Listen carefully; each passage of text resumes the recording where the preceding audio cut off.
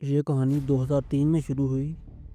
نئی دہلی کے اسٹریٹجک حلقوں میں ایک جنون سوار تھا، پاکستان کو بائی پاس کرنے کا جنون۔ بھارت کے لیے چابہار صرف ایک بندرگاہ نہیں تھی، بلکہ یہ سینٹرل ایشیا کے دل تک پہنچنے کا ایک سنہری موقع تھا۔ بھارت چاہتا تھا کہ وہ پاکستان کی زمین کو استعمال کیے بغیر افغانستان اور وسطی ایشیا تک اپنی مصنوعات پہنچائے۔ 2016 میں جب وزیر اعظم نریندر مودی نے ایران کا دورہ کیا تو $500 ملین کی سرمایہ کاری کا وعدہ کیا۔ اسے بھارت کے اسٹریٹجک خود مختاری کا تاج کہا گیا۔ یہ بھارت کے لیے کسی سنہری موقع سے کم نہیں تھا کہ جس کی وجہ سے وہ اپنی سرحد چھوڑ کر دوسرے ملک میں پہنچ سکے۔ آپ کو شاید حیرت ہو، لیکن بھارت نے خاموشی سے تقریباً $120 ملین ایران کو منتقل کیے۔ یہ کوئی سرمایہ کاری نہیں تھی، بلکہ یہ اس پروجیکٹ سے فرار کا راستہ تھا۔ بھارت نے اپنی کمپنی IPGL کی ویب سائٹ کو راتوں رات بند کر دیا، ڈائریکٹرز نے اجتماعی استعفے دے دیے۔ چابہار، جس نے پاکستان کا متبادل بننا تھا، آج وینٹیلیٹر پر ہے۔ آخر بھارت نے اپنے اس اہم ترین منصوبے کو اتنی جلدی قربان کیوں کیا؟ اس کا جواب ایک سادہ سی ریاضی میں چھپا ہے۔ ایک طرف ایران کے ساتھ بھارت کی کل تجارت $1.6 ارب تھی، جبکہ دوسری طرف امریکہ کے ساتھ تجارت $190 ارب سے تجاوز کر چکی تھی۔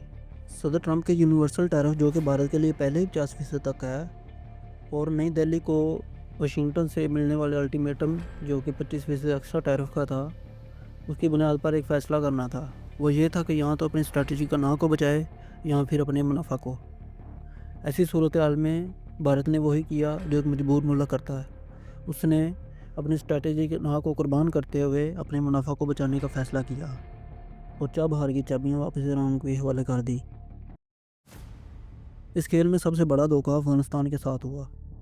کابل نے امید لگائی تھی کہ چابہار اسے پاکستان پر انحصار سے نجات دلائے گا، لیکن آج بھارت کے پیچھے ہٹنے سے افغانستان کا تجارتی رستہ مفلوج ہو چکا ہے۔ گزشتہ برس افغان سرزمین کو پاکستان کے خلاف استعمال ہونے اور دہشت گردی کو سپورٹ کرنے کے بدلے پاکستان نے افغانستان کے ساتھ اپنی تجارت مکمل طور پر بند کر دی تھی۔ اس کے بعد افغانستان چابہار کے راستے بھارت سے اپنی ضروریاتی زندگی کی اشیاء منگوا رہا تھا، جو کہ اب چابہار سے بھارت کے نکلنے کی وجہ سے بند ہو چکا ہے۔ اس کے برعکس ایئر فرائٹ کوریڈور سمندری راستے سے تقریباً 4 گنا مہنگا ہے۔ چائے، چینی، ادویات جیسی ضروریاتی زندگی افغان عوام کی پہنچ سے دور ہو رہی ہیں۔